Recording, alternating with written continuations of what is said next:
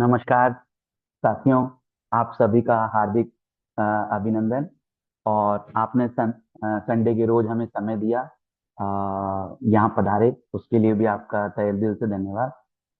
दोस्तों, आज मैं आप लोगों से जो चर्चा करना चाह रहा हूँ, वो विषय बहुत ही गंभीर विषय है, जिस पर जिस पर ज्यादातर लोग चिंतन नहीं करते, या उसके बारे में शायद उनको सोचने का मन ही नहीं करता। और जब वो सोचने लगते हैं तब तक वो गाड़ी बहुत आगे निकल चुकी होती है, समय वापस लौट कर नहीं आता। तो दोस्तों, आज मैं अपनी प्रेजेंटेशन को शेयर करूं, उससे पहले मैं आपसे कुछ बात कहना चाहूंगा कि ये जो सेशन है, ये आज थोड़ा लंबा होने वाला है। और अ, अगर आप इसको ध्यान से सुनेंगे, तो आपको एक अंडरस्टैंडिंग हो जाएगी कि हमें रिटायरमेंट के बारे में क्यों सोचना चाहिए।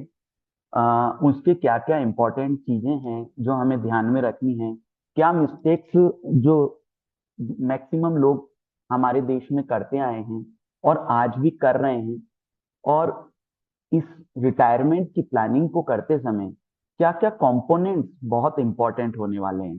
साथ में मैं सेशन के आखिरी में आपके साथ कुछ चेकलिस्ट, कुछ कैलकुलेटर्स और कुछ बुक्स आपके साथ शेयर करने जा रहा हूं, जो कि आपके लिए एक एक्सरसाइज रहेगी, जिससे आप खुद भी अपना ये रिटायरमेंट नंबर कैलकुलेट कर पाएंगे।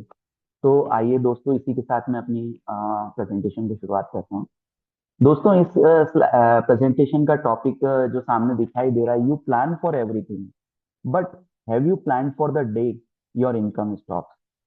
देखिए, क्या होता है कि हम अपने जीवन में कहीं भी, मान लीजिए बच्चों को पढ़ाना है, या कहीं घूमने जाना है, या घर चलाना है, या कोई हाउस प्रॉपर्टी खरीदना है, उन सब के लिए हम लोग प्लान करते हैं। बट जो सबसे इम्पोर्टेंट चीज होती है, उसके लिए कहीं ना कहीं मैंने लोगों में रुझान नहीं देखा है। तो एक ना एक दिन हम सबकी इनकम, हम अगर सैलरीड हैं तो कहीं ना कहीं एक दिन हमारी इनकम रुक जाने वाली है। अगर हम व्यापारी हैं तो बिजनेस का स्वरूप बदलता जा रहा है। जैसे कि अभी वर्तमान में देखा होगा आपने कि जो वैश्विक परिस्थितियां हैं, उस वैश्विक परिस्थितियों में कई बिजनेस शटडाउन हो जाएंगे और कई नए बिजनेस इमर्ज हो जाएंगे। अगर हमने अपने आप को नहीं बदल पाए तो शायद हमारी भी इनकम रुक सकती है। तो दोस्तों, आज की तारीख में इस चीज को सोचना क्यों ज्यादा जरूरी हो गया है। पहले हम, ज्यादातर लोग गांव में जिया करते थे और अपने सामूहिक परिवार के अंदर जीते थे। समूह में क्या जीने से क्या होता था, अगर किसी की नौकरी या बिजनेस चले भी गया या बंद हो गया, तो भी वो एक दूसरे को संभाल लिया करते थे। और आज की तारीख में हम लोग सब शहरों में जी रहे हैं, और शहर में जीते हैं तो ज्यादातर हमने देखा कि या तो फैमिली का साइज बहुत छोटा है, हस्बैंड वाइफ और बच्चों तक सीमित रह गया है, और जिनके बच्चे बड़े हो गए हैं वो पढ़ लिख करके अलग जगह पर जा करके नौकरी कर रहे हैं या अपना बिजनेस कर रहे हैं। दूसरा, मेडिकल साइंस डेवलप होता जा रहा है धीरे धीरे धीरे, तो इससे लाइफ एक्सपेक्टेंसी भी इंक्रीज होती जाएगी। और आज का तारीख में जो एवरेज लाइफ एक्सपेक्टेंसी है वो 73-74 ईयर्स के बीच में पहुंच गया है। और जैसे जैसे अगर मेडिकल साइंस डेवलप हुआ, लोगों की फूड हैबिट्स डेवलप हुई, हेल्थ को लेकर के आज जो लोग कॉन्शियस हो रहे हैं वो हैबिट डेवलप हुई, तो ये लाइफ और भी बढ़ सकती है। फिर एक, हर घर की लिविंग कॉस्ट जो है वो बढ़ती जा रही है। लिविंग कॉस्ट में क्या क्या आ जाता है, उसके लिए मैंने ना चैट बॉक्स में, आपके चैट बॉक्स में दो चेकलिस्ट डाली है, जिसको आप यहाँ से डाउनलोड कर सकते हैं। एक मंथली हाउस होल्ड चेकलिस्ट, और रिटायरमेंट के बाद क्या क्या हाउस होल्ड के खर्चे रहेंगे उसकी चेकलिस्ट मैंने आपको शेयर की है। तो वो आप डाल करके देख सकते हैं। अब पोस्ट बढ़ने के क्या क्या कारण हो सकते हैं, जैसे अभी ग्लोबल परिस्थितियां हुई, ग्लोबल परिस्थिति में गैस और क्रूड, इन सब के दाम बढ़े हैं। हमारा डॉलर के सामने हमारी करेंसी जो है डेप्रिशिएट हो रही है। ये सब चीजें क्या करती हैं, कहीं ना कहीं हमारा जो है कॉस्ट ऑफ लिविंग को बढ़ाती जा रही है। तो अभी वर्तमान में ये देखने में आया है कि पिछले 1-2 महीने में कई चीजों के जो दाम थे वो 10 से 30% तक बढ़ गए। इसी तरीके से गवर्नमेंट के पास आज की तारीख में फंड्स का धीरे धीरे सोशल सर्विसेज में इतना पैसा जाने लगा है कि उसके पास में आम आदमी, मतलब जो हम जैसे लोग हैं, जो मिडिल क्लास हैं या अपर मिडिल क्लास हैं, उन लोगों के लिए कोई भी तरह की गवर्नमेंट की योजनाएं नहीं है। इसी तरीके से medical post day by day higher होती जा रही है, क्योंकि हमारा लाइफ स्टाइल भी चेंज हो रहा है। लाइफ स्टाइल जब चेंज होता है तो हम सभी ये चाहते हैं कि हमें बेहतर मेडिकल सुविधाएं मिले। इसी तरीके से रिटायर जल्दी होने का टेंडेंसी एक लोगों में बढ़ता जा रहा है, वो जो कि स्वाभाविक भी है। जैसे जैसे आप एज की ऊंचाई पे चढ़ते जाते हैं, जैसे जैसे आपका एज बढ़ता है, जैसे जैसे आपका कद बढ़ता है, आपकी नौकरी में, वैसे वैसे आपके ऊपर जिम्मेदारियां बढ़ती जाती है। तो हर आदमी सोच रहा है कि जितना जल्दी हो सके वो रिटायरमेंट में लेना चाहूंगा। लेकिन ऐसा देखा गया है हिंदुस्तान के जो है, ये डेटा कहता है हिंदुस्तान की 145 करोड़ जनता का, कि लगभग 80% मैक्सिमम जो लोग हैं वो उनकी जो जीने की संभावना है वो मेडिकल साइंस की वजह से 80 साल धीरे धीरे करके होने जा रही है। उसके बाद 87% पॉपुलेशन ऐसी है जिसमें ना तो सेविंग और जो रिटायरमेंट गोल है उसकी तरफ उनका फोकस नहीं है। 93% लोग ऐसे हैं जिनको पता ही नहीं है कि रिटायरमेंट के लिए कॉर्पस कैसे बनाना है, उसके बाद मेरी इनकम कैसे मिलेगी, या महंगाई का इम्पैक्ट कैसे आएगा, उससे मेरे मेरे जीवन पे क्या फर्क पड़ेगा। अगर पैसा ज्यादा रहा तो कोई दिक्कत नहीं, लेकिन खत्म हो गया तो परेशानी है। 91% लोग जो है वो सेविंग तो करते हैं, लेकिन वो सेविंग की जो दर होती है, ब्याज दर जो होती है, बचत की दर, वो 8% के आसपास होती है। लेकिन अगर महंगाई की बात करूं तो शायद ये काफी कम है। 7% से कम इंडियन ऐसे हैं जिनके पास में रिटायरमेंट के बाद जो है पूरे आगे के 20-25 साल की जर्नी को जीने के लिए सफिशिएंट पैसा होता है। और इंडियन कॉन्टेक्स्ट में अगर मैं बोलूं तो without A plan your golden years could become the most financial stressful. तो हम ज्यादातर लोगों को ये स्ट्रेस करते देख रहे हैं कि वो या तो रिटायरमेंट के बाद भी एक नया जॉब ढूंढ रहे हैं, या एक बिजनेसमैन है तो वो अल्टरनेट स्रोत ढूंढ रहा है, और या फिर बच्चों पे डिपेंडेंट या इस तरह की चीजें हो रही है। तो सिर्फ 10% लोगों के पास ही आज की तारीख में रिटायरमेंट प्लानिंग जैसा चीज मौजूद है। 75% लोगों को नहीं पता है, और अगले 20 साल रिटायरमेंट के बाद जीना हमें लगभग जीने की संभावनाएं हैं, जिसके लिए तैयारी करना पड़ेगा। तो देखिए दोस्तों, आज की तारीख में वर्तमान में भारतीयों के बीच में क्या हो रहा है। भारत क्या, पूरा ग्लोबली ही हो रहा है। अमेरिका, चाइना, जापान, ऐसे कई बड़े देश हैं, ऑस्ट्रेलिया, जहां पर भी जिन लोगों ने इसके बारे में नहीं सोचा, आप अखबारों में या सोशल मीडिया में आर्टिकल देखते आए होंगे कि वो आज बहुत ही पुअर जिंदगी जी रहे हैं। हिंदुस्तान में भी जैसे जैसे हम आगे बढ़ते जाएंगे, वैसे वैसे बहुत सारी चीजें महंगी होती जाएंगी, नेचुरल रिसोर्सेज कम होते जाएंगे। तो अगर हमने प्लानिंग नहीं की तो हमें क्या करना पड़ेगा, या तो बच्चों पे डिपेंड होना पड़ेगा। आज की तारीख में हिंदुस्तान में 90% से ज्यादा लोग ऐसे हैं जिनके पास अगर एक बड़े इलाज की जरूरत पड़ जाए तो उनका जो है पूरे जीवन भर का सेविंग्स जो है वो खत्म हो सकता है। इतना भी उनके पास प्लानिंग नहीं है। फिर उसके बाद अगर हमने प्लानिंग नहीं की तो आज जिस तरह की जिंदगी हम जी रहे हैं, हो सकता है हमें अपनी लाइफ स्टाइल को डाउनग्रेड करना पड़े। और जब ये सब होता है तो हमारी जो डिग्निटी है, फाइनेंशियल डिग्निटी, उसको भी कहीं ना कहीं हार्म होता है। तो आज हम दोस्तों उसके लिए तैयारी पे बात करने जा रहे हैं। हमने ऐसा देखा कि पैसा कमाना सब कुछ नहीं होता। पैसा के साथ साथ उसको सही दिशा देना, उसका सही प्लानिंग करना, लक्ष्य निर्धारित करना और उसके ऊपर चलना, वो ज्यादा इंपॉर्टेंट होता है। दुनिया में ऐसे बहुत सारे लोग को मैंने स्टडी किया है जिन्होंने बहुत पैसा कमाया, लेकिन पैसा कमाने के बाद आज वो बहुत मुश्किल जिंदगी जी रहे हैं।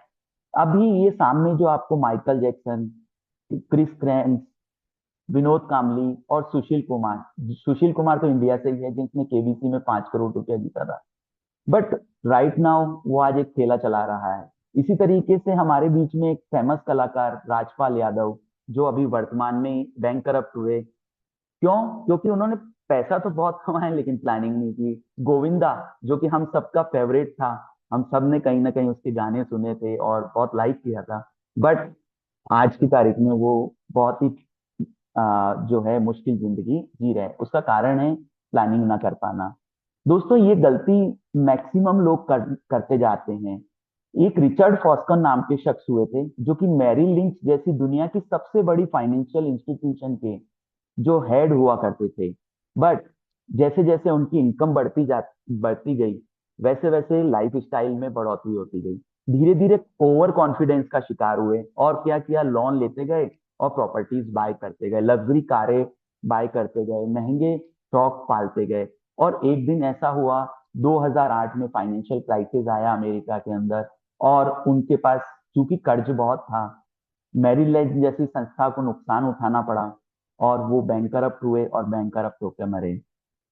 तो दोस्तों, हमने ऐसा देखा है, जैसे जैसे आपकी इनकम बढ़ती जाती है वैसे वैसे लाइफ स्टाइल में हम लोग चेंज करते जाते हैं, बट हम लोग उस समय ये ध्यान नहीं रखते कि हम उसमें कुछ गलतियां कर सकते हैं।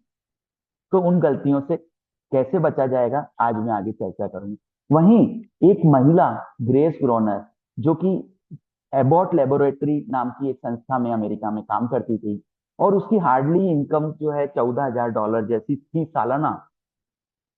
और आज की अ, वो क्या करती थी कि हर महीने अपनी जो सेविंग्स होती थी उसका कुछ हिस्सा इस अबॉट कंपनी के ही शेयर में लगाती थी, और उसका जो डिविडेंड आता था उसको भी उस चीज में लगाती थी। और जब वो 104 साल की उम्र में जब उसकी डेथ हुई, तो उसके पास मोर देन 7 करोड़ रुपीस उसके पास थे।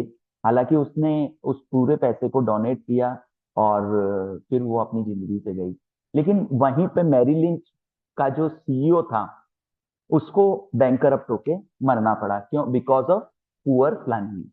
तो देखिए, पैसा कमाना ही सारा जो है हमारी प्रॉब्लम को सॉल्व नहीं कर देता।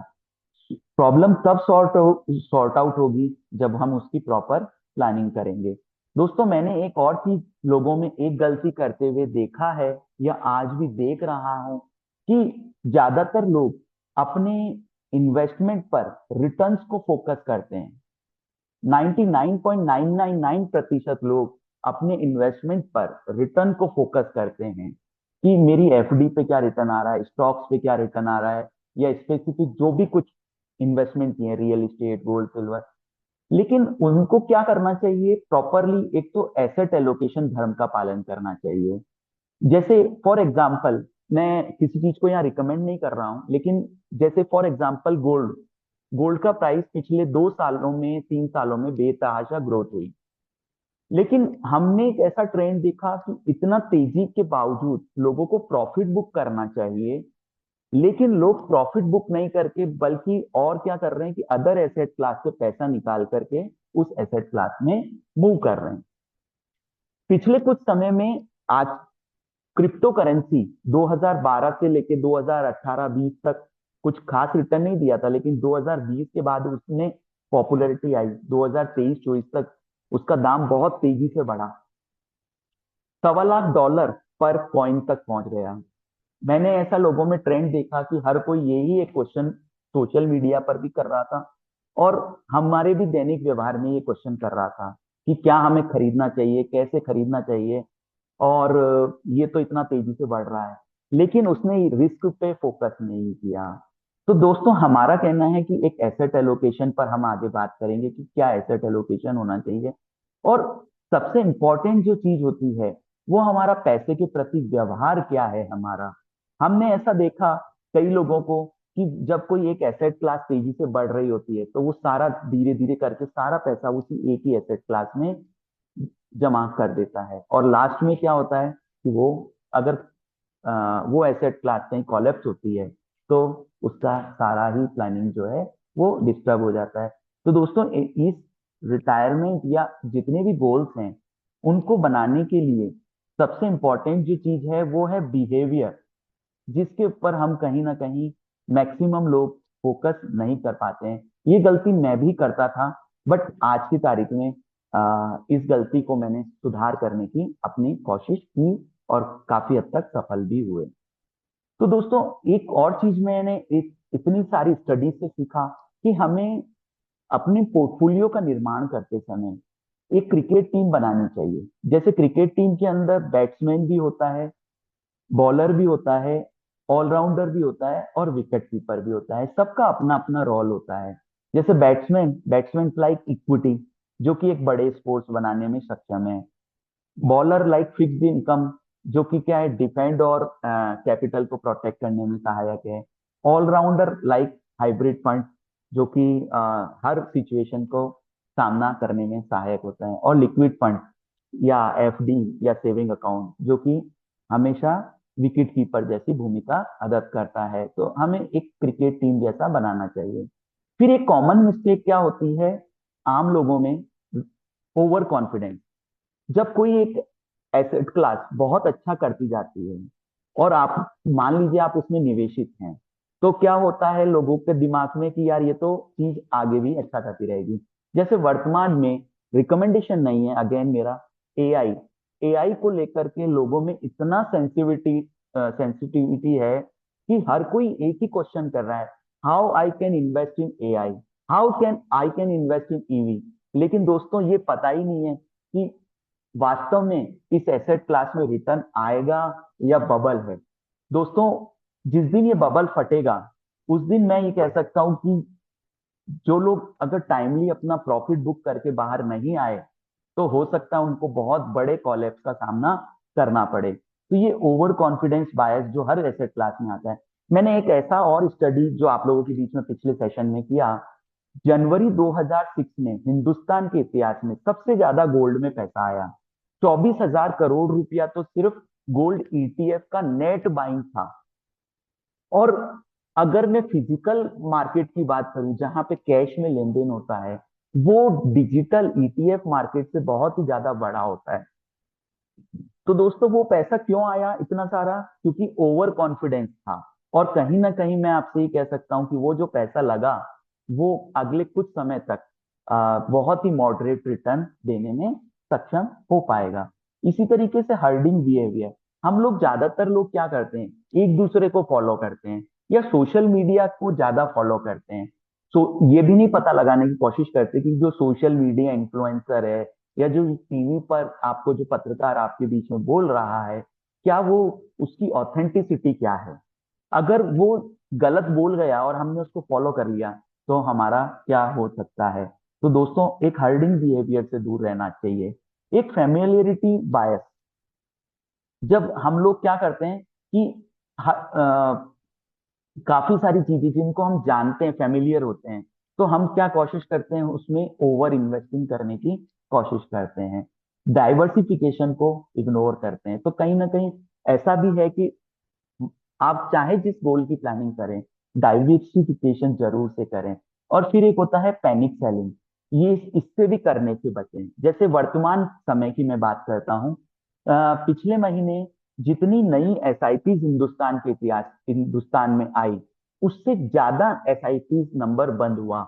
जबकि ये जो मार्केट आज नहीं जो दौड़ लगा रहा है, तो ये तो अच्छी सिचुएशन है कि हमें माल ज्यादा इकट्ठा करने को मौका मिल रहा है। जब भी परिस्थितियां सुधरेंगी तो वो जो आप लोग ने इकट्ठा किया है वो कहीं ना कहीं बहुत तेजी से ग्रो होने जा रहा है। लेकिन लोग अभी क्या कर रहे हैं, पिछले 1.5 साल से मार्केट में कुछ अच्छे रिटर्न्स नहीं बने हैं, तो पैनिक सेलिंग कर रहे हैं या अपने इन्वेस्टमेंट के डिसीजन को टाल रहे हैं। तो ये तो दोस्तों हर एसेट क्लास में हर समय पर रिस्क रहती है। हर एसेट क्लास का की कुछ खासियत होती है, कुछ अच्छा भी होता है तो कुछ बुरा भी होता है। फॉर एग्जाम्पल रियल एस्टेट, आपने कोई एक रियल एस्टेट में एक फ्लैट खरीदा या कोई प्रॉपर्टी खरीदी, उसको खरीदना बहुत आसान है। उसकी खासियत ये है कि वो हमारे सामने दिखाई देती है। उसमें हम रह करके महसूस कर सकते हैं, लेकिन उसका माइनस पॉइंट क्या होता है, उसकी कॉस्ट ऑफ एक्विजिशन बहुत हायर होती है। जब हम उसको खरीदते हैं तो 10 से 15% तो हमारी एक्विजिशन की कॉस्ट ही हो जाती है। फिर उसका इंटीरियर, उसकी रेगुलर एक्सपेंडिचर, और अगर मैं कभी उसको सेल करना चाहूँ तो उसको ना मैं पार्शियली सेल कर सकता हूँ, ना मेरे को इजीली उसके खरीदार मिलेंगे। ऐसे हर एसेट क्लास का कुछ अच्छा या बुरा होता है। लेकिन दोस्तों, हमारे को एक चीज का विशेष और विशेष रूप से ध्यान रखना चाहिए, दैट इज रियल रिटर्न। ये क्या है रियल रिटर्न? मान लीजिए कि आपने एफडी में 7% का ब्याज कमाया और 6% हमारी महंगाई दर है जो भारत सरकार आज की डेट में बोल रही है, लेकिन रियल लाइफ में उससे कई गुना ज्यादा है। तो 7% माइनस 6% किया तो मैंने रियल रिटर्न क्या कमाया? 1%। लेकिन दोस्तों, एक और चीज जो हम फिर सोचना भूल जाते हैं, टैक्स। मान लीजिए मैंने एफडी किया 7% ब्याज में, और मैं 31.2% की टैक्स, 30% वाली जो टैक्स ब्रैकेट है, जहाँ पे मुझे इफेक्टिवली 31.2% टैक्स देना पड़ता है, अगर मैं उसको लेस करूं तो मेरे रिटर्न 5 सवा 5% के आसपास बनते हैं। लेकिन महंगाई अगर 6% है तो मैंने उल्टा क्या किया है? नुकसान किया है। दोस्तों, रियल लाइफ में ऐसा देखने में आता है, हमारी ज्यादातर एसेट क्लास उन्हीं चीजों में होती है। या तो हमारा पैसा ज्यादातर पीपीएफ अकाउंट में रहता है, या ज्यादातर सेविंग अकाउंट में रहता है, एफडी में रहता है। और तो उस पे हमें विशेष ध्यान देने का जरूरत है कि हम जिस भी एसेट क्लास में इन्वेस्टमेंट करें, वहाँ एटलीस्ट रियल रिटर्न्स जो है वो हमें पॉजिटिव आना चाहिए। फिर दोस्तों, हमें ये 6 चीजें, अगर आप चाहें तो इसका स्क्रीनशॉट ले सकते हैं। हमें निवेश करने से पहले इन 6 चीजों पर बात जरूर करनी चाहिए या सोचना जरूर चाहिए। आज का समय, जैसा मैंने कहा, न्यूक्लियर परिवार हो गए लोगों की। जैसे अभी आपने रिसेंटली सुना होगा, आईटी सेक्टर में और कुछ और सेक्टर्स में तेजी से ले ऑफ्स हो रहे हैं। अगर ले ऑफ हो गए और मान लीजिए मैंने उधार पे प्रॉपर्टी ली हुई है, मैक्सिमम बड़ी प्रॉपर्टीज लोन लेकर के ली जाती है। मान लीजिए मेरी जॉब चली गई और मैं उसका लोन का रीपे नहीं कर पाया, तो क्या होगा? मेरा जो है कैपिटल ही डूब जाएगा। या मैं, मान लीजिए मुझे घर खर्च चलाना है, लेकिन घर खर्च चलाने के लिए मेरे पास में प्रॉपर लिक्विडिटी मौजूद नहीं है, तो मेरा पूरा लाइफ ही कोलैप्स हो सकता है। तो जब भी किसी भी एसेट क्लास में निवेश करें, सामने वाले से या अपनी स्टडी के समय एक चीज का जरूर ध्यान रखें। पहला है लिक्विडिटी, दूसरा है फ्लेक्सिबिलिटी। मान लीजिए कोई ऐसी एसेट क्लास है जो आपको ग्रोथ भी दे रही है, लिक्विडिटी भी दे रही है, क्या मैं, और मेरे पास फर्दर पैसा आता है तो क्या मैं उसमें डिप्लॉय कर सकता हूँ? या मेरे को पार्शियली पैसों की जरूरत पड़े तो क्या मैं उससे बाहर निकल सकता हूँ? Third one is growth potential. जैसे मैंने आपको रियल रिटर्न की बात की, तो रियल रिटर्न जरूर से आना चाहिए। फोर्थ है टैक्स एफिशिएंसी। टैक्स एफिशिएंसी क्या? कि आज मैं अभी आगे आपसे टैक्स के बारे में भी बात करने जा रहा हूँ कि मेरे लिए वो टैक्स एफिशिएंट होना चाहिए। जो भी एसेट क्लास में निवेश करूं उसमें कम से कम टैक्स लगे, या अगर टैक्स फ्री हो तो सबसे बहुत ही बढ़िया। फिर है इन्फ्लेशन से प्रोटेक्टेड और इन्वेस्टर्स का एक्सपीरियंस। जब भी आप उस एसेट क्लास में निवेश करें तो उसकी जांच पड़ताल जरूर करें। जांच पड़ताल का मतलब क्या हो गया? लेट सपोज आपने रियल एस्टेट में निवेश किया, उसको खरीदना आसान है, मैंने आगे बात किया, खरीदना बहुत आसान है, लेकिन उसकी कॉम्प्लिकेसी क्या क्या हो सकती है? तो किसी अनुभवी व्यक्ति से उसका एक्सपीरियंस जरूर पूछ करके और फिर उस एसेट क्लास में निवेश करें। अदरवाइज वो लेना आसान है, उस चक्रव्यूह में से बाहर निकलना मुश्किल है। फिर दोस्तों, एक मैंने, मेरे भी एक मेंटर हैं, मैंने एक ऐसी चीज सीखी है कि बिना गुरु ज्ञान ना आवे। तो हम में से आजकल डीआईवाई इन्वेस्टर ज्यादा हो रहे हैं, डू इट योर सेल्फ। लेकिन दोस्तों, हमेशा एक गुरु साथ में होना जरूरी है, जो कि आपको कई बार इमोशनल डिसीजंस जो लेते हैं हम लोग, उससे बचाने में मदद करे। रॉन्ग प्रोडक्ट जो आपके लिए सही ना हो उसके अंदर आपकी मदद करे, या कौन सा प्रोडक्ट सही है उसको चूज करने में आपकी मदद करे। टाइमिंग का मिस्टेक, उस पे आपकी मदद करे। और टैक्स मिस्टेक, जो हम इसके लिए होता है चार्टेड अकाउंटेंट, जो आपको टैक्स में जो गलतियां होती है उसमें मदद करे। कि दोस्तों एक एग्जाम्पल पे बात करूंगा और उसके बाद में मैं एक कैलकुलेटर पे जाऊंगा कि महंगाई जो है वो तेजी से बढ़ रही है। हम में से रिटायरमेंट प्लानिंग करते समय एक बात का जरूर ध्यान रखें कि लेट सपोज आज आपका हाउस होल्ड एक्सपेंस 50,000 रुपया महीना है और 6% महंगाई है और आज आपके 30 साल बाद रिटायर होना है, तो ये महंगाई बढ़ के 2.87 लाख पर मंथ होगी। और जब हम रिटायरमेंट के बाद में भी अगले 20-25 साल नियमित इनकम पाना चाहेंगे, तो उस समय भी हमको इस 2.87 लाख पर मंथ जो हमें जरूरत है उसको भी बढ़ते हुए क्रम में कैलकुलेट करना चाहिए। अब what is your retirement number, ये क्या होना चाहिए? तो दोस्तों आपके हिसाब से कितना पैसा अगर आपके पास हो तो वो सफिशिएंट होगा? आप चैट बॉक्स में लिख करके बताएं कि आपके पास कितना पैसा हो कि वो सफिशिएंट होगा। एक क्वेश्चन मैंने और आपके सामने दिया है, पोल आया है कि आप किस उम्र में रिटायर होना चाहेंगे। सबसे पहला क्वेश्चन यही है जो बहुत इंपॉर्टेंट। आप प्लीज इस पोल पर अपने कमेंट।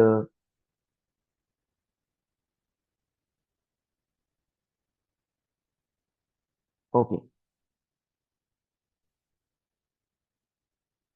आप में से किसी ने ये पोल आपके शो हो रहा है?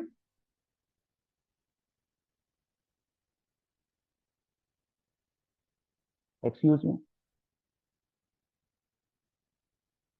मेरा दूसरा क्वेश्चन है, डू यू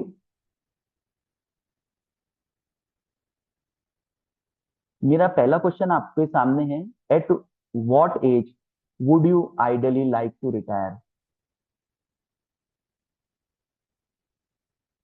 यस, सभी लोग पार्टिसिपेट करने का कोशिश करें, अगर ये अच्छा होगा।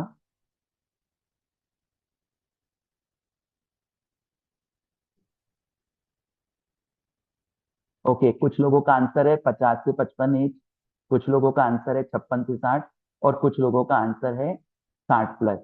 लेकिन फिर दूसरा मेरा क्वेश्चन है, do you know how much retirement corpus you needed? आपको कितना पैसा का जरूरत होगा, ये क्या आपने कभी कैलकुलेट किया है? तो कुछ लोगों का आंसर है यस एग्जैक्टली, रफ एस्टिमेट, कुछ का आंसर है नो और नेवर कैलकुलेटेड। तो जिन्होंने लिखा है नो और नेवर कैलकुलेटेड वो बड़े रिस्क पर हैं। If your salary stopped tomorrow, for how long could your saving support your life style? तो एक आंसर आया है लेस देन 1 ईयर, एक आंसर है 1 से 3 साल, एक आंसर आया है 3 से 10 साल, और सिर्फ एक आंसर है कि मोर देन 10 ईयर। तो दोस्तों अगर 1 से 3 साल और लेस देन 1 ईयर है तो आप बड़ी रिस्क पर हैं। फिर what is your primary retirement investment today? आप किस चीज में अपना ज्यादातर निवेश करते हैं रिटायरमेंट के लिए? एफडी, पीपीएफ या ईपीएफ, म्यूचुअल फंड और रियल एस्टेट? तो मैक्सिमम लोगों का आंसर है म्यूचुअल फंड। दोस्तों इसको डाइवर्सिफाई कीजिए जैसा मैंने बताया। What action are you most likely to take after this workshop? बहुत बढ़िया, कैलकुलेट माई रिटायरमेंट नंबर और create a income plan. Thank you. तो दोस्तों ये एक तो मेरा कुछ पोल्स था। नेक्स्ट, अब दोस्तों मैं एक आपके पास एक रियल रिटायरमेंट नंबर पे कैलकुलेशन करना चाहूंगा।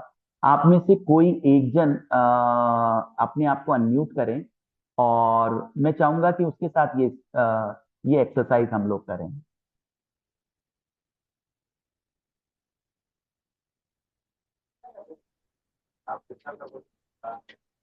Anybody? Chetan ji please, yes, जैसा जैसा मैं पूछता जाऊं Chetan sir, kindly share so that कि आपकी एक एग्जैक्ट रिटायरमेंट प्लानिंग आपके सामने आ सके। तो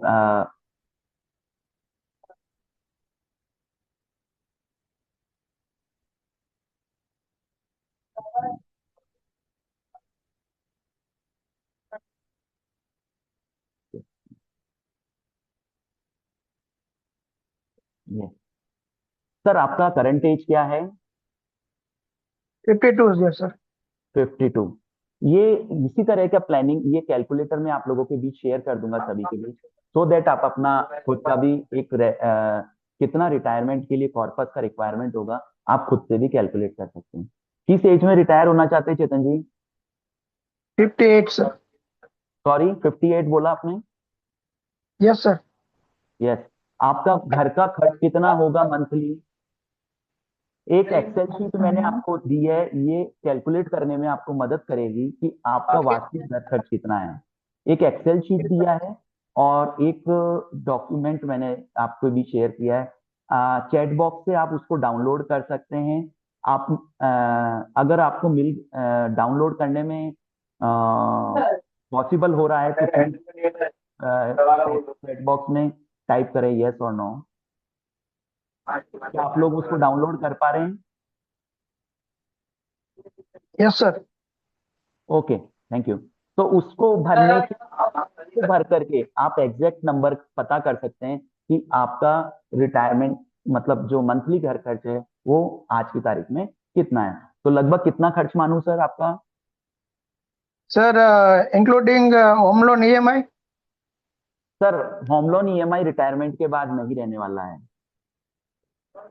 नहीं सर, करंट मंथली एक्सपेंस में जो आप पूछ रहे हो तो उसमें मुझे अभी उसको मेरा हटा होम दें, लोन। बच्चों की पढ़ाई और मकान की किस्त उसको हटा दें। ये रिटायरमेंट के बाद नहीं रहने वाला है। ओके। 30 to 40 के सर। 40 के, 40,000 ओके सर। आपका हाउस होल्ड एक्सपेंस है। आपको क्या लगता है महंगाई कितनी है आज वर्तमान में? महंगाई दो तरह की है, एक तो जो नॉर्मल एसेंशियल महंगाई है वो, और दूसरा है लाइफ स्टाइल का महंगाई। लाइफ स्टाइल का महंगाई का मतलब ये हो गया, आज हमारे पास अगर अपना फोन है तो हर 2 साल में बदलते हैं, कार है तो हर 8-10 साल में बदलते हैं। तो इस इन सब चीजों को मिलाकर के क्या महंगाई का नंबर माने? 8। 8%। Okay, thank you. रिटायरमेंट के बाद काफी सारी चीजें हमारी कम हो जाती है, जैसे ट्रेवलिंग कम हो जाती है after certain age, regular office नहीं जाना पड़ता। तो उसके बाद आपको क्या लगता है महंगाई कम होगी या ज्यादा होगी? सर महंगाई तो बढ़ती जाएगी मगर आई थिंक मेरा कॉस्ट ऑफ परसेंटेज में। लिविंग है वो कम हो सर वो सकता है ऐसा, मे बी। हाँ वो कम ही होगा, तो मैं इसको एक 6% से पकड़ता हूँ सर, सिंपल। ओके फिर सर। एक एज्यूम्ड रेट ऑफ रिटर्न, हमने देखा कि ज्यादातर जो लोग होते हैं वो 7-7.5% ब्याज की स्कीम्स में इन्वेस्ट करते हैं। यहाँ मैं एक रफ एग्जांपल ले रहा हूँ, आप अपने अपने नंबर्स इस कैलकुलेटर से खुद से देख सकते हैं। तो एक होता है हमारे पास एक्यूमुलेशन फेज, एक होता है हमारे पास डिस्ट्रीब्यूशन फेज। एक्यूमुलेशन फेज का मतलब होता है इकट्ठा करने का समय। तो ज्यादातर लोगों का या तो पीपीएफ या ईपीएफ या जीपीएफ में पैसा जमा होता है, तो उसकी जो वर्तमान रेट है वो 8.25 है। डिस्ट्रीब्यूशन फेज, रिटायरमेंट के बाद हम अपना पैसा कहाँ रखना पसंद करेंगे? ज्यादातर लोग bank FD, post office MIS या बैंक की एमआईएस में रखना पसंद करते हैं, जहां लगभग 6.5 का एवरेज बैठता है। एनपीएस की पेंशन, सुपर एनुएशन की पेंशन, लाइफ इंश्योरेंस कंपनी के एन्युटी प्लान। फिर दूसरा एक और सिनेरियो में लेता हूं, जहां पे मान लीजिए कि आपने रिटायरमेंट से पहले एक ऐसी एसेट क्लास में पैसा डाला जो महंगाई प्लस टैक्स से ज्यादा का रिटर्न देती है, that is around 11 to 12%। Distribution phase, जब आप रिटायर होते हैं तो हर आदमी चाहता है कि थोड़ा पैसा मेरा सेफ रहे, तो मैं वहां पे एक रफ फिगर पकड़ता हूँ 10% जैसा, जो कि मेंटेन रखना ही लोगों को पड़ेगा, 9 से 10%। फिर current market value of your investment, इसमें आपका PPF, EPF, bank FD, mutual fund, ये सब अप्रोक्स बता दें जो पैसा रिटायरमेंट के लिए रखा है आपने। 50 लाख सर। 50 लाख है आज आपके पास जो कि रिटायरमेंट के लिए है, ठीक है। अज्यूम्ड रेट ऑफ रिटर्न, इस पे क्या रिटर्न एक्सपेक्ट कर लूं सर?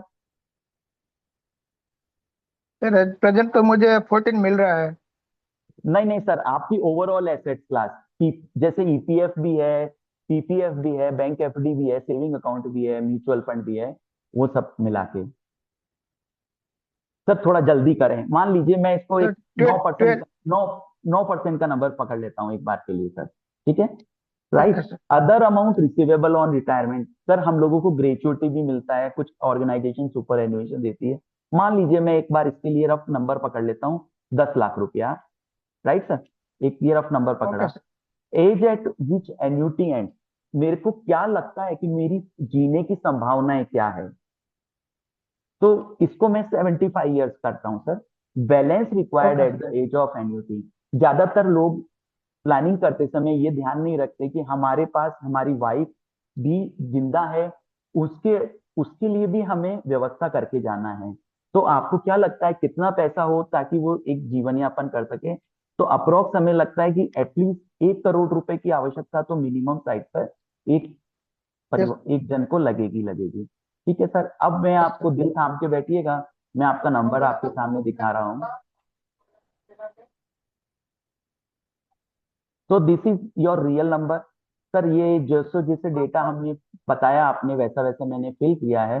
तो अभी आपको जो आपका जो 40 हजार घर का खर्च है, वो अगर 8% महंगाई से बढ़ता जाए तो 63,000 रुपीज पर मंथ आपका घर खर्च होगा आफ्टर 58, यानी 6 साल बाद। आपको सिनेरियो वन में पैसे की जरूरत पड़ेगी 1 करोड़ 58 लाख रुपया, और सिनेरियो टू जहां पे थोड़ा हायर रिटर्न बन रहा है आपके निवेश पर, वहां पे पैसे की जरूरत अगर उससे करते हैं अपनी सेविंग, तो 1 करोड़ 16 लाख रुपए का जरूरत आ रहा है। आपने बताया कि मेरे पास में 50 लाख रुपए का ऐसा इन्वेस्टमेंट है जो रिटायरमेंट के लिए रखा है मैंने, और 9% ब्याज कमा रहा है। उसका वैल्यू बढ़ के हो जाएगा 83.85 लाख। 10 लाख रुपया आपको और मिलने वाला है रिटायरमेंट पर। तो आपको बैलेंस इतना कॉर्पस इकट्ठा करना पड़ेगा, जिसके लिए आपको इतना ये सेविंग्स करना पड़ेगा। लेकिन इंपॉर्टेंट बात जो कि आम आदमी भूल जाता है कि रिटायरमेंट के बाद भी घर खर्चा बढ़ता है। ज्यादातर लोग, ऐसा स्टडी में पाया गया है कि वो अपना एनपीएस की पेंशन, इंश्योरेंस कंपनी के एन्युटी प्लान, या पोस्ट ऑफिस की सीनियर सिटीजन स्कीम, या बैंक की एमआईएस, ज्यादातर पैसा आज उसी में रख रहे हैं। अगर मान लीजिए मैंने, चेतन जी आप ही से पूछता हूं, मान लीजिए मैंने 1 करोड़ रुपया आज उसमें रखा, और मैं हर महीना उससे ब्याज ले रहा हूं जो भी मिल रहा है, तो क्या वो मुझे हर साल बढ़ते हुए क्रम में पेंशन देगा? नहीं सर, नहीं सेम देगा। अमाउंट मिलता रहेगा। सेम अमाउंट मिलता रहेगा। क्या कुछ साल बाद में जब अगर मेरी एज बढ़ती जा रही है तो मेरा पैसा कम होगा या बढ़ेगा? तो जाहिर सी बात है घर सॉरी सर। खर्च आप, सर जैसे जैसे आपकी एज बढ़ती जाएगी आपका घर खर्च बढ़ता जाएगा, और धीरे धीरे ऐसा ट्रेंड देखा गया है कि लोगों की सेविंग टूटती जाती है। तो दोस्तों, जब यस सर। आप, चेतन जी जब आप 58 के थे तब आपका घर खर्च कुछ और था, जब 59 हुए तो बाय डिफॉल्ट ये बढ़ गया 8-6% से।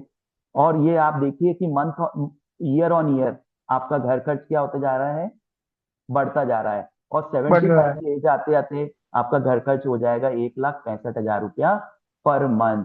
तो दोस्तों ये, दैट इज रियल नंबर, जिसके लिए हमको एक बार कैलकुलेट करना चाहिए। तो ये दोस्तों, ये कैलकुलेटर मैं आप लोगों के बीच शेयर कर दूंगा, या आप मेरी टीम की मदद लेना चाहें या हमसे मदद लेना चाहें, तो मैं भी आपको कैलकुलेट करने में मदद कर दूंगा।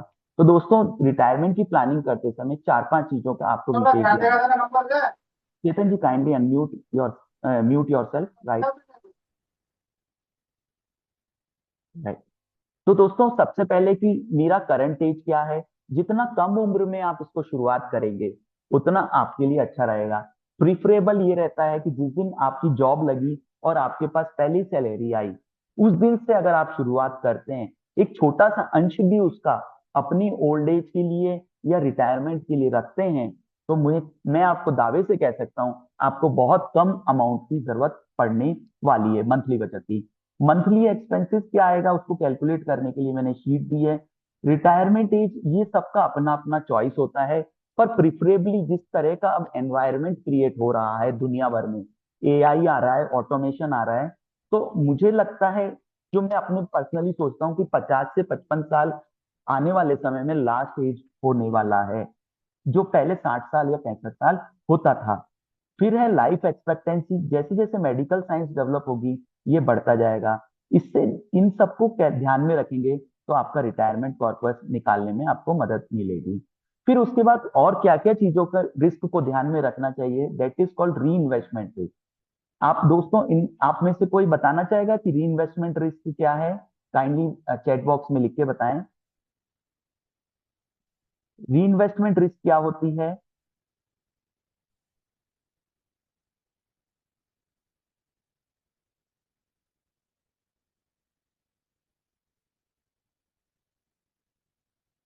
एनीवन अनम्यूट करके बता सकते हैं अपने आप को, री इन्वेस्टमेंट रिस्क क्या है? जिसके बारे में जानकारी नहीं है, जिस फंड के बारे में या जिस एसेट क्लास के बारे में, तो अनसर्टेनिटी का रिस्क तो रहेगा। बिल्कुल, number one. Number two, sir आपने मान लीजिए, इसको एक एग्जांपल से शेयर करता हूं। मान लीजिए आपने एक 5 साल का बैंक एफडी किया और वो मैच्योर हो गया सन 2020 में आपने किया। 2020 में बैंक एफडी का रेट था 9%, और आज घट करके वो बैंक एफडी का रेट आ गया 6.5 या 7%। अब मेरे वापस रीइन्वेस्ट करना है तो क्या रेट में इन्वेस्टमेंट होगा मेरा पैसा? 7% पर, राइट। अब ज्यादातर लोग क्या करते हैं, पोस्ट ऑफिस की सीनियर सिटीजन स्कीम में 30 + 30 60 लाख रुपया डालना चाहते हैं। लेकिन दोस्तों क्या आपको पता है वो कितने साल की स्कीम है? चैट बॉक्स में लिख के बताएं प्लीज। 5 years यस, प्लस 3 और years। प्लस 3 साल में एक्सटेंड कर सकता हूं, लेकिन क्या मैं उसके बाद वापस री इन्वेस्ट कर सकता हूं उसको? नहीं। नहीं। तो दैट इज कॉल्ड री इन्वेस्टमेंट रिस्क। जब आप 68 साल के हो जाएंगे, मान लीजिए आपने 60 में रिटायरमेंट लिया और आप 68 साल में 68 साल तक उस स्कीम में दे दिया, लेकिन 68 साल के बाद क्या करेंगे? हो सकता है उस समय आप उस पैसे का बैंक एफडी करने जाए तो बैंक और कम, जो आज 7% ब्याज है, जैसे जैसे हमारी इकोनॉमी आगे बढ़ेगी ये ब्याज दरें कम होती जाएगी।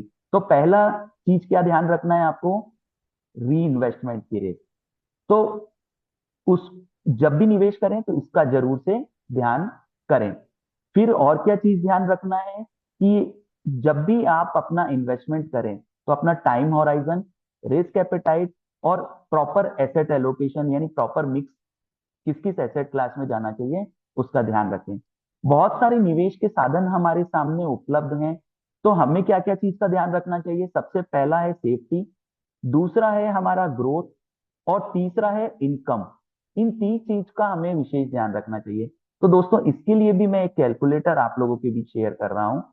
तो आप पाएंगे कि अगर इन तीनों चीज का ध्यान नहीं रखा तो भी हमारे साथ क्या हो सकता है। मान लीजिए मैंने रिटायरमेंट के लिए पैसा इकट्ठा किया और मुझे उस समय पैसे का जरूरत है 1 लाख रुपया पर मंथ, और 7% मान लीजिए महंगाई है, और मेरे पास रिटायरमेंट का कॉर्पस है मान लीजिए 2 करोड़ रुपया, या मान लेते हैं कि मेरे पास 1 करोड़ रुपया रिटायरमेंट का कॉर्पस है, और मेरी एज है 58 साल जिस साल में रिटायर हुआ, और 58 साल के बाद ही मुझे रेगुलर इनकम की जरूरत है। दोस्तों मैंने राइट एंड में 3 चीजों पे बात लिखा है। नंबर पहला, हमें क्या क्या ध्यान रखना है? लिक्विडिटी। पहला चीज है मेरा लिक्विडिटी, इस पे जरूर फोकस करें, क्योंकि कोविड जैसी परिस्थिति कभी आ सकती है, कभी प्राकृतिक कोई आपदा आ सकती है, कभी और भी बहुत सारी तकलीफें आ सकती है। तो लिक्विडिटी, दूसरा है सेफ्टी, और तीसरा है ग्रोथ। इन तीनों एसेट क्लास को आपको मिक्स करना पड़ेगा। तो राइट एसेट एलोकेशन क्या होता है, इसका एक सिंपल फॉर्मूला है, 100 - age should be your equity allocation, equity या सिमिलर थिंग्स एलोकेशन। तो मान लीजिए आप 60 साल के हैं, तो आपके पास मोटा मोटा 40% पैसा इक्विटी में होना चाहिए। दूसरा सेफ्टी, इसमें हो गया आपका post office senior citizen scheme, mutual fund के डेट फंड, या एक नई एसेट क्लास और डेवलप हो रही है हिंदुस्तान में, दैट इज कॉल्ड रीट्स इन। मैं इसके लिए भी एक आप लोगों के बीच एक सेशन करूंगा, रियल एस्टेट इन्वेस्टमेंट ट्रस्ट या इन्वेस्टमेंट ट्रस्ट। मान लीजिए मैंने 20% पैसा उसमें रख दिया, और 20% पैसा मैंने अपना सेविंग अकाउंट या एफडी उसमें पार कर लिया। मान लीजिए मुझे यहाँ पे मिला 7% ब्याज, यहाँ पे मिला 8%, और यहाँ पे मिला मुझे 12%। इसका कॉम्बो भी अगर मैं बनाऊं तो देखिए मुझे क्या मिला, 7.8%। लेकिन अगर दोस्तों मैंने अगर इससे अगर कैलकुलेशन किया तो 65 साल होते होते मेरा पूरा कॉर्पस क्या हो जा रहा है, जीरो हो जा रहा है। क्यों हो जा रहा है? सर क्योंकि मुझे, सर सर डिस्टर्ब हाँ करूंगा आपको। जी, लिक्विडिटी में 40 करिए इसको, 40। लिक्विडिटी में 40 जाऊं, राइट।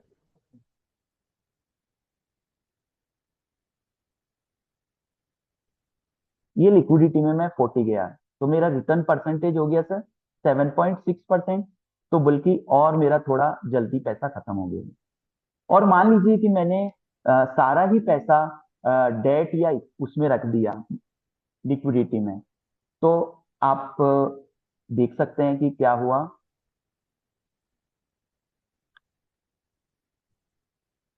और अगर मान लीजिए कि एफडी की दरें ही कम हो गई, या आपकी एफडी की इनकम पे टैक्स लग रहा है, तो अब आप देखिए कि 65 स्टार्ट होते ही आपका पैसा जीरो हो जाएगा। तो अब दोस्तों आइडियली क्या करना पड़ेगा मुझे, ये एक इंपॉर्टेंट सवाल है। तो जो हमारा मानना है कि पहले 1 या 2 साल की लिए जो इनकम चाहिए वो जनरली डेट में रखना चाहिए या लिक्विड में रखना चाहिए। थोड़ा पैसा हमें सेफ्टी की तरफ भी रखना चाहिए। और आइडियली 72, इसको मैं करता हूँ 70 के करीब पे आसपास हमें मल्टी एसेट या फ्लेक्सी कैप या इस तरह की एसेट क्लास में अब करना पड़ेगा, अगर हमने प्रॉपर एसेट एलोकेशन नहीं कर रखा है तो अब जाके देखेंगे तो भी जा करके मेरा 60 साल में पैसा खत्म हो जा रहा है। तो मुझे क्या करना पड़ेगा, यहाँ पे मेरा कॉर्पस अगर मैं 1 करोड़ से 2 करोड़ पे जाता हूँ तो देखिए क्या हो रहा है।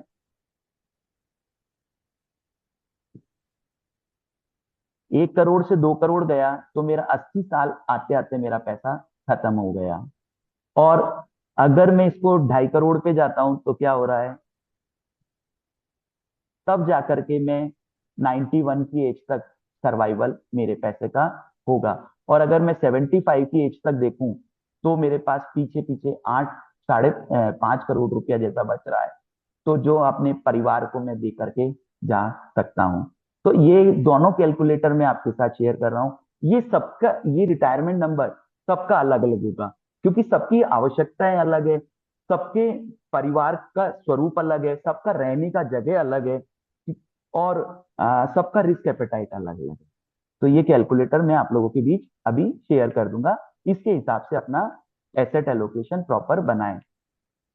फिर दोस्तों ये प्रेजेंटेशन भी मैं आप लोगों के बीच शेयर कर दूंगा, जहां पे हम लोगों ने post office senior citizen scheme, इसके एडवांटेज डिसएडवांटेज, इसके बारे में बात किया। फिर उसके बाद में और भी अदर सेफ एसेट क्लास है, जैसे पीपीएफ हो गया या बैंक की फिक्स डिपॉजिट हो गई, इसके पॉजिटिव या नेगेटिव क्या है उसके बारे में मैं आपसे में मेंशन किया है। इसके बाद एक और दोस्तों एसेट क्लास होती है आरबीआई फ्लोटिंग रेट बॉन्ड।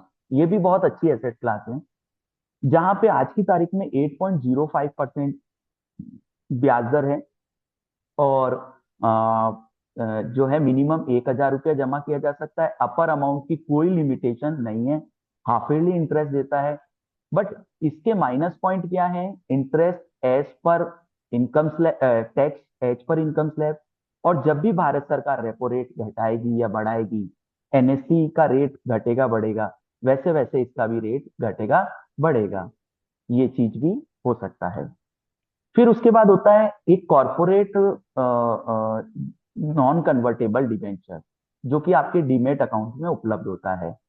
इसमें एनसीडी में कुछ अच्छी एनसीडी जो ट्रिपल ए, डबल ए या ए प्लस रेटिंग की हो, वो भी देख करके आप चाहें तो वो भी अपने पोर्टफोलियो का हिस्सा बना सकते हैं, जहां पे थोड़ा लिक्विडिटी मौजूद होता है, ट्रांसपेरेंसी होता है, ब्याज भी अच्छा, थोड़ा अच्छा अमाउंट उसमें मिलता है, और साथ में एक उसमें टैक्स का बेनिफिट भी एफडी के मुकाबले थोड़ा ज्यादा होता है। फिर दोस्तों एनपीएस, एनपीएस भी एक अच्छा ऑप्शन है डाइवर्सिफिकेशन के लिए, जहाँ पे रिटायरमेंट के बाद आप 60% टैक्स फ्री अमाउंट निकाल सकते हैं और 40% जो है अपना पेंशन में कन्वर्ट कर सकते हैं, या पूरे 100% अमाउंट की भी आप पेंशन में कन्वर्ट कर सकते हैं। इसके एडवांटेज और डिसएडवांटेज यहाँ पे हमने मेंशन किया है कि एडवांटेज तो ये हो गया कि आपको रेगुलर इनकम देता रहेगा टिल योर लाइफ, लेकिन डिसएडवांटेज ये है कि अगर वो ब्याज दर से बेहतर अगर आपको कोई और ऑप्शन मिल रहा है तो भी आप चाहते हुए भी उस एसेट क्लास से निकल नहीं सकते। अगर रिटायरमेंट के समय अगर पूरा ही एग्जिट करना चाहेंगे तो फिर वो टैक्सेबल होना हो जाएगा आपको प्रॉब्लम। तो आ, इसके बाद उसमें अगर आप चाहें कि मैं 60 साल के बाद मैंने पैसा वहां डाल तो दिया लेकिन अब मैं निकलना चाहता हूं, तो जब तक आपका जीवन समाप्त नहीं होता तब तक आप उससे निकल नहीं पाएंगे। फिर दोस्तों मैंने अगेन उसी बात पे आऊंगा कि जितने आज आप जितने भी बैंकों में जाते हैं या बैंक वाले आपको अप्रोच करते हैं या इंश्योरेंस कंपनी आपको अप्रोच करती है, वो ये कहती है कि रिटायरमेंट के बाद आपको एक फिक्स्ड इनकम देते रहेंगे हम जीवन भर। लेकिन दोस्तों वहां पे माइनस पॉइंट क्या है, एक तो रियल रिटर्न जो है उसको ध्यान में रख के निवेश करना है अपने को, क्योंकि महंगाई दर जनरली उनकी जो एन्युटी रेट्स है उससे ज्यादा है, नंबर वन। नंबर टू, हर साल आपकी महंगाई बढ़ती जा रही है लेकिन वहां पे वो सेम पैसा ही मिलता रहेगा, तो वो उसमें ना जाए। तो हमें लगता है कि वो एक एक तरह का ट्रैप है और उससे थोड़ा सा सोच समझ के ही अपना निवेश बनाएं। फिर दोस्तों आगे और भी मार्केट में जो चीजें उपलब्ध हैं उस पे मैं बात कर रहा हूँ आपसे कि अ, ये म्यूचुअल फंड्स, इसमें दो तरह के ऑप्शंस उपलब्ध होते हैं। आप किसी भी अच्छे मल्टी एसेट या एग्रेसिव हाइब्रिड या इस तरह का जो भी अपने एडवाइजर के साथ बैठकर अपना प्लान बनाएं कि आपकी रिटायरमेंट की क्या आवश्यकता होगी, उस पर कितना टैक्स लगेगा, हर साल महंगाई के हिसाब से क्या वो आपकी एसडब्ल्यूपी को या डिविडेंड इनकम को बढ़ाने में सक्षम है, वो उससे आपका एक्चुअल नंबर सामने आएगा। इसमें भी कुछ एडवांटेज और डिसएडवांटेज होते हैं। एडवांटेज तो ये होता है कि आपकी फ्लेक्सिबिलिटी, आप फ्लेक्सिबल इनकम ले सकते हैं, जैसे जितनी ज्यादा जरूरत है उतना ज्यादा यूनिट्स को आप रिडीम करके पैसा ले सकते हैं, जितनी कम जरूरत है उतना एसडब्ल्यूपी को कम करा सकते हैं। लेकिन डिसएडवांटेज क्या होता है कि आपको मार्केट की वॉलेटिलिटी को फेस करना पड़ता है, जो कि हर साल 2 साल 3 साल में किसी न किसी अलग अलग रूप में आती है। बट लंबे समय के लिए अगर आपका पैसा रखा है तो this is an good option for regular income. और इसका क्या एडवांटेज होता है साथ में कि आपका आप अपनी मर्जी से एसडब्ल्यूपी या इनकम को निर्धारित कर सकते हैं। कोई अगर एसेट क्लास प्रॉपर रिटर्न नहीं दे पा रही है तो आप किसी भी समय पर उसको दूसरी एसेट क्लास में जा सकते हैं। अगर आपके बहुत अच्छे पैसे बन गए हैं तो प्रॉपर एसेट एलोकेशन भी आप टाइम टू टाइम उसमें कर सकते हैं। दूसरा एक और अच्छा ऑप्शन है, काफी सारे म्यूचुअल फंड के प्लान आपको ईयरली, हाफ ईयरली, क्वार्टरली या मंथली डिविडेंड भी प्रोवाइड करते हैं, जहां पर आपको कुछ म्यूचुअल फंड्स तो लगभग हर महीना ही डिविडेंड बांट रहे हैं, कुछ इरेगुलर हैं। लेकिन इसका थोड़ा माइनस पॉइंट ये है कि हर महीने फ्लक्चुएट होता है, कभी कम कभी ज्यादा। पे आउट की फ्रीक्वेंसी भी कभी कभी बदल सकती है अकॉर्डिंग टू मार्केट कंडीशन। फिर आता है दोस्तों कि आइडियली सबसे बेहतर तरीका हर आदमी के लिए क्या हो सकता है। तो ऐसा हमने स्टडीज में पाया है कि 36, 24 और 40, ये अगर आप फॉर्मूला यूज करते हैं तो शायद आपको बहुत अच्छा bullet proof inflation protected portfolio बन सकता है। 36% पैसा तो आप डेट या एक्टिव डेट जिसको बोलते हैं उसमें पार्क करें अपना। और हाँ, आप क्वेश्चन पूछ सकते हैं, चैट बॉक्स में टाइप कर दें तो मैं आपको साथ साथ आंसर भी करता रहूंगा। दूसरा है, आपके पास अगर कुछ भी समझ नहीं है तो निफ्टी 50 जिसमें कि हिंदुस्तान की टॉप 50 कंपनीज मौजूद होती हैं, जो अच्छा कर रही होती हैं वो उस टॉप 50 में आ जाती है, जो अच्छा नहीं कर रही होती हैं वो उससे बाहर निकल जाती है, यानी कि वो हमेशा टॉप 50 कंपनियां जो हैं वो हिंदुस्तान की उसमें रहेगी। इसमें ये बहुत लंबे समय से 1996 से ये इंडेक्स बना था। आज तक का अगर समय का इतिहास देखें तो मोर देन 12% का इसने रिटर्न्स बना के दिया है। आगे ये रहे या ना रहे उतना रिटर्न वो नहीं कहा जा सकता, बट फिर भी एक अच्छा एसेट क्लास है, क्योंकि ये हमारी डे टू डे लाइफ के अंदर काम आने वाली जो भी कंपनियां हैं वो ही हैं। फिर उसके बाद बचा हुआ 40 रुपया जो है वो आप मल्टी एसेट या मल्टी कैप कैटेगरी के अंदर अपना पार्क करें, तो ये आपका एक sound proof plan, bullet proof plan बन सकता है। फिर आता है लास्ट में दोस्तों, जिसके ऊपर मैक्सिमम लोग अपना फोकस नहीं करते हैं, और जब उस इन्वेस्ट इन उस एसेट क्लास में जब निवेश कर दिए होते हैं,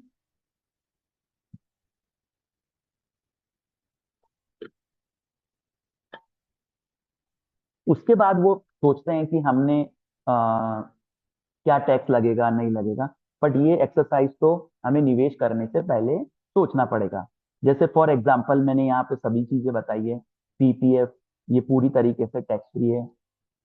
post office senior citizen scheme fully taxable है, लेकिन चूंकि ये सीनियर सिटीजन के लिए बनी है तो अंडर सेक्शन 1010 बी के अंदर 50,000 रुपए तक के ब्याज पर कोई टीडीएस नहीं काटा जाता। लेकिन जब उससे ऊपर होए तो आपका टीडीएस काटा जाता है। अगर आप उससे भी बचना चाहते हैं तो फॉर्म 121 जो है वो भर करके वहां जमा करा दे, ताकि आपका टीडीएस नहीं कटेगा। Same RBI bond fully taxable है। बैंक एफडी फुली टैक्सेबल है। अब दोस्तों मैं एक आप लोगों से सवाल पूछना चाहूंगा, आप चैट बॉक्स में लिखें। मान लीजिए कि मैंने एक एफडी कराई 10 साल की, और उसका पैसा मुझे 10 साल बाद आने वाला है। मान लीजिए मैंने अमाउंट था 10 लाख रुपया, और 10 लाख का मुझे 20 लाख रुपया आएगा। ये 10 लाख रुपया जो ब्याज का पैसा है ये तो मुझे 10 साल बाद मिलेगा, लेकिन मुझे इस पर टैक्स कब देना पड़ेगा? अगर मैं 60 साल से नीचे की उम्र का हूं तो मुझे इस पर टैक्स कब देना पड़ेगा? Please type in the check box.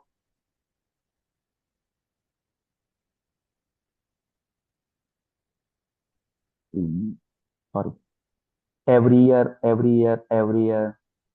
और कोई? मैच्योरिटी? और कोई? नहीं दोस्तों, ये सभी आंसर रॉन्ग है। इसका आंसर, सटीक आंसर है हर क्वार्टरली आपको टैक्स का पैसा जो है वो देना पड़ेगा एडवांस टैक्स के रूप में। अगर आप नहीं देते हो तो आपको पेनल्टी के रूप में 1% पर मंथ देना पड़ेगा जब आप आईटीआर फाइल करोगे सर। तो आपने देखा भी होगा जब आप आईटीआर फाइल करते हो तो वहां पे कई बार पेनल्टीज लगती है। वो पेनल्टी जनरली इसी चीज की है, क्योंकि हम सब क्या करते हैं, एवरी ईयर देने की कोशिश करते हैं। बट आपके सामने एआईएस है, उसके अंदर हर क्वार्टरली वो एक्यूमुलेट हो जाता है, और उस एक्यूमुलेटेड अमाउंट पर आपको टैक्स देना पड़ता है। लेकिन यही सिमिलर पैसा मैंने बैंक एफडी ना रख करके कोई डेट म्यूचुअल फंड पार कर दिया होता, तो उस पर कब देना पड़ता? वही 10 साल के लिए पार किया है और वही 10 साल बाद मैच्योरिटी लेता हूँ, तो कब देना पड़ेगा? Please type in the chat box.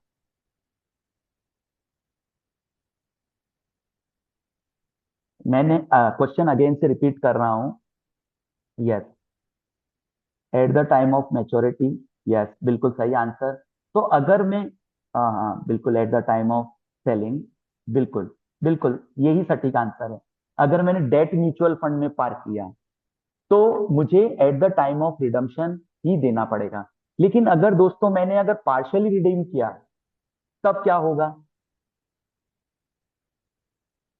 तो उस पार्शियली अमाउंट पर, जो पार्शियल रिडम्पशन है, उसके ऊपर जितना मेरा कैपिटल गेन बना उसी पर टैक्स देना पड़ेगा।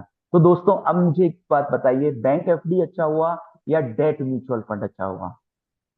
पर ज्यादातर लोग इस चीज को समझते ही नहीं है, और वो बैंक एफडी पर एफडी कराए जाते हैं। उसका एक मेजर कारण भी जो मुझे समझ में आता है लोगों के बिहेवियर को देख करके, क्योंकि वो पैसा हर महीने बैंक में आपका डिपॉजिट हो रहा है, आपको कहीं जाना नहीं पड़ रहा है, और वो ऑटोमेटिक एफडी में कन्वर्ट हो जा रहा है।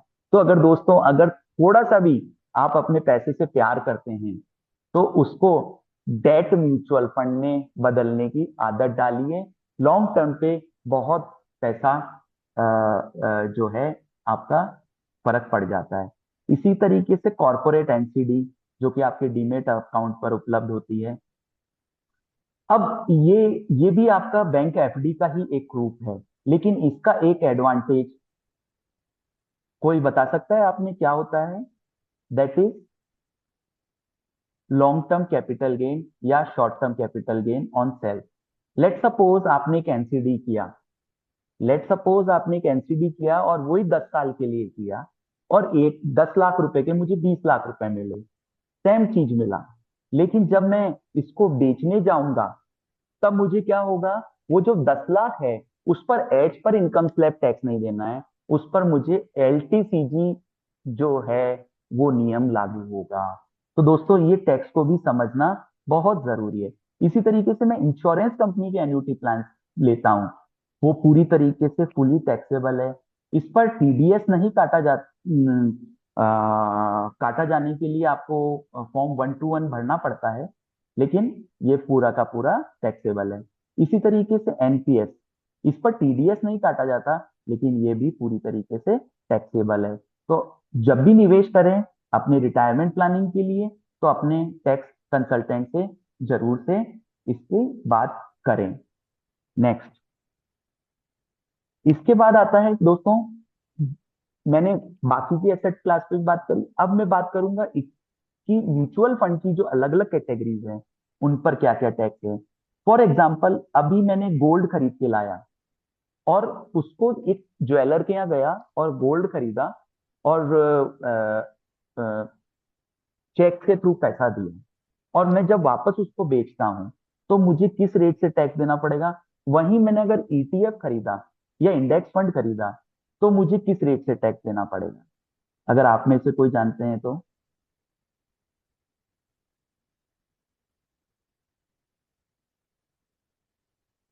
Please type in the chat box. दोनों में क्या टैक्स का इंप्लीमेंटेशन होता है? मैंने फिजिकल गोल्ड खरीदा और डिजिटल गोल्ड खरीदा, तो देखिए दोस्तों ये सामने आपके आंसर है। मैंने अगर फिजिकल गोल्ड खरीदा और 24 महीने के बाद बेचता हूँ, 24 महीने से पहले बेचता हूँ तो आएगा as per income slab profit amount पर, और 24 महीने के बाद बेचता हूँ तो 12.5%। लेकिन अगर मैंने गोल्ड ईटीएफ बाय किया तो मुझे मात्र 12 महीने के बाद ही 12.5% टैक्स देना पड़ता है। तो दोस्तों इसी तरीके से हर एसेट क्लास के अलग अलग जो है टैक्स इम्प्लीमेंटेशन इम्प्लीकेशंस हैं, तो उनको रिटायरमेंट की प्लानिंग करते समय इनको जरूर से समझें। तो अर्निंग तो सिर्फ एक स्टार्टिंग पॉइंट है, लेकिन उसको कैसे सेव करना है, कैसे आपके गोल्स के साथ अलाइन करना है, वो आपको खुद से जो है डिसाइड करना पड़ेगा। तो दोस्तों अब जो मैंने लास्ट में अपने फाइनल कमेंट कि हमारे लिए राइट रिटायरमेंट फॉर्मूला क्या होना चाहिए, सबसे पहले तो जितना जल्दी हम सेव करना स्टार्ट कर सकें रिटायरमेंट के नंबर को कैलकुलेट करें और उसके हिसाब से अपने प्लानिंग स्टार्ट करें। दूसरा है इन्वेस्ट वाइजली, हम राइट एसेट क्लास की तरफ पार करें। ज्यादातर लोगों को मैंने देखा है कि थोड़ा सा टैक्स बचाने के लिए वो एनपीएस की तरफ मूव करते हैं या अपना ईपीएफ का पोर्शन बढ़ा देते हैं। लेकिन दोस्तों एक फाइनेंशियल कैलकुलेटर आप अपने मोबाइल में जरूर डाउनलोड करें और उससे आप कैलकुलेट करके देखें कि मैंने अगर मेरा लंबे समय का पैसा है, मैंने उसको निफ्टी 50 में पार किया, एनपीएस में पार किया या ईपीएफ में पार किया या पीपीएफ में पार किया, और तो मेरी मैच्योरिटी क्या बनती है? एक रफ नंबर कैलकुलेट कीजिएगा, आप यू विल शॉक कि कितना बड़ा आपको जो है नंबर्स निकल के आएगा। दूसरा, आपको मैंने अभी bank FD, date mutual fund और एनसीडी के बारे में एक छोटा सा बात किया रिटायरमेंट के पर्पज से, उसके अंदर जो टैक्स आता है वो अपने एडवाइजर के साथ बैठ करके उसको कैलकुलेट करिएगा कि अगर मैं बैंक एफडी कर रहा हूँ, हर क्वार्टरली टैक्स दे रहा हूँ, तो मेरे पास कितना पैसा बच रहा है और उससे लॉन्ग टर्म में क्या बनेगा। वहीं डेट फंड खरीद रहा हूँ तो लॉन्ग टर्म में क्या बनेगा? तीसरा, अपने पैसे के प्रति राइट बिहेवियर अपनाइए। दोस्तों, भारत एक बहुत बड़ी संभावना वाला देश है। अगर मैं 1 रुपया भी एक व्यक्ति से कलेक्ट करूं तो 145 करोड़ रुपया इकट्ठा होता है। दोस्तों, हिंदुस्तान की जो एवरेज वर्किंग पॉपुलेशन की जो एज है वो है 29 ईयर। दोस्तों, अभी हमारे पास 20 से 25 साल का बहुत लंबा स्पान हमारी इकोनॉमी की ग्रोथ के लिए पड़ा हुआ है। तो ये जो बीच बीच में हर्डल्स आते हैं, जैसे अभी वर्तमान में पिछले 2 साल में आए, ट्रंप ने टैरिफ लगाया। अब उसको आप समझाने तो जा नहीं सकते ना, वो हमारी बात से मानेगा, बट एक बार के लिए हमारे को हिट मिला। दूसरा, अभी जो ईरान पे उन्होंने युद्ध किया, अब किया तो उन्होंने अलग चीज के लिए था, लेकिन आज उसकी दिशा ही बदल गई। क्या आप उसको कंट्रोल कर सकते हैं? नहीं कंट्रोल कर सकते हैं। ऐसी बहुत सारी चीजें हैं जिसको आप, महंगाई, आप उसको कंट्रोल नहीं कर सकते। आपका घर खर्च, उसको थोड़ा बहुत कंट्रोल कर सकते हैं। आपकी बचत, उसको आप कंट्रोल कर सकते हैं। आपकी जो स्पेंडिंग हैबिट्स हैं, उसको आप कंट्रोल कर सकते हैं। तो पैसे के प्रति जो हमारा व्यवहार है, उसके ऊपर कंट्रोल करें और पॉजिटिव चीजें सोचें। देखो दोस्तों, मैंने एक चीज सीखी है, और जो कि शायद होते हुए देखा भी है, जिस चीज को हम शिद्दत से चाहते हैं, पूरी कायनात हमको मिलाने की कोशिश करती है। तो अगर हम अपने पैसे के प्रति पॉजिटिव थॉट रखेंगे, ये, तो आपका वास्तव में पैसा बनेगा और आपके सारे गोल्स अचीव होंगे। लेकिन अगर आपने नेगेटिव सोचना शुरू किया थोड़ा सा भी, कि जैसे टीवी पर देखा, न्यूज़पेपर में देखा, व्हाट्सएप पे देखा, और आपके मन में अगर नेगेटिव सोच आना शुरू हुआ कि यार साल भर में मेरा रिटर्न नहीं बना, 2 साल में रिटर्न नहीं बना, तो दोस्तों मैं आपसे ये कह सकता हूँ दावे से कि वो नेगेटिव सोच इतना भारी पड़ सकती है। जैसे कि आप एक पानी की एक गिलास है, साफ पानी की गिलास है, उसमें काली स्याही की बूंद डाल दें, वो पूरे पानी को काला कर देगी। तो वैसे ही अगर हमारे पास एक भी नेगेटिव सोच आ गई, तो वो हमारे पूरे पोर्टफोलियो को बर्बाद कर सकती है। ऐसा हमने लोगों का पोर्टफोलियो में होते हुए देखा है। या अगर हमारे मन में लालच आ गया, मेरा अभी किसी एक निवेशक से मिलने का मौका पड़ा, मैंने उनका देखा कि बहुत अच्छा रिटायरमेंट प्लान बना हुआ था, बट उनकी एक थोड़ा सा गलती की वजह से, उन्होंने एफ एंड नाम की एक चीज होती है, उसमें उनका समहाउ इन्वेस्टमेंट हो गया, उससे उनका पूरा पोर्टफोलियो नुकसान हो गया। तो दोस्तों, ये ऐसी गलतियां करने से बचना चाहिए। और फाइनेंशियल फ्रीडम के लिए क्या नंबर होना चाहिए, उसके लिए क्या सेविंग करना चाहिए, वो प्लान अभी से करें। तो दोस्तों, finally, save early, invest wisely और राइट बिहेवियर, ये अगर आपका सिद्धांत बनाएंगे, तो आप फाइनेंशियल फ्रीडम पर आसानी से पहुंच सकते हैं। अपनी नॉलेज को टाइम से टाइम बढ़ाने का कोशिश करें। हम लोग जो आप लोगों के बीच सेशंस करते हैं, बहुत प्रयास करते हैं, बहुत मेहनत करना पड़ता है, तब जा करके ये तैयारी हो पाती है। आप इसको अटेंड करें, अपने दोस्तों साथियों को भी हो सके तो ऐसी महत्वपूर्ण जानकारियों के लिए लेके आएं। और दोस्तों, मैं एक आपसे उम्मीद करता हूं कि आज आप सेशन के बाद ये चीज जरूर करेंगे, करना चाहेंगे कि एक तो आपने अगर रिटायरमेंट का नंबर कैलकुलेशन नहीं किया है, तो वो उसको जरूर करें। आपका जो करंट इन्वेस्टमेंट है, उसको रिव्यू जरूर करें कि क्या वो महंगाई को बीट कर रहा है या नहीं कर रहा है। रिटायरमेंट के बाद अगले 20-25 साल तक क्या इनकम स्ट्रेटेजी हो, जिससे कि कम से कम वॉलेटिलिटी मिले, ग्रोथ भी मिले, टैक्स कम से कम लगे और लिक्विडिटी आपको मौजूद हो।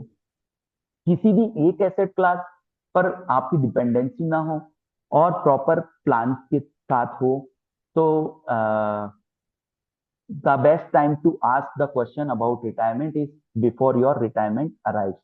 फिर दोस्तों, साथ में एक मैं बुक एक चैट बॉक्स में आपके जो है डाल रहा हूँ। इस बुक को भी आप साथ ही डाउनलोड कर लें, जो कि इसको भर करके अपने परिवार के पास जरूर से रखें। Prerna, can you please share the book?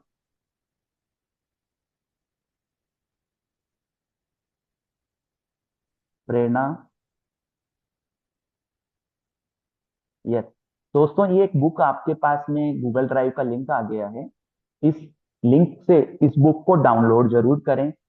Print निकालें, इसको भर के अपने परिवार के पास जरूर से रखें। क्योंकि मैंने एक ये चीज देखा है कि ज्यादातर लोग पैसा भी कमा लेते हैं, उसकी प्रॉपर प्लानिंग भी कर लेते हैं, लेकिन प्रॉपर एक तो डिस्ट्रीब्यूशन का प्लान नहीं आता, प्रॉपर अपने परिवार को उनको गाइड वो नहीं कर पाते हैं। उसका परिणाम ये होता है कि मतलब काफी सारी एसेट क्लास जो है वो आज हिंदुस्तान में अनक्लेम्ड होती जा रही है, क्योंकि उसको दावा करने वाला ही कोई नहीं है। तो that's all from my side दोस्तों। अगर आप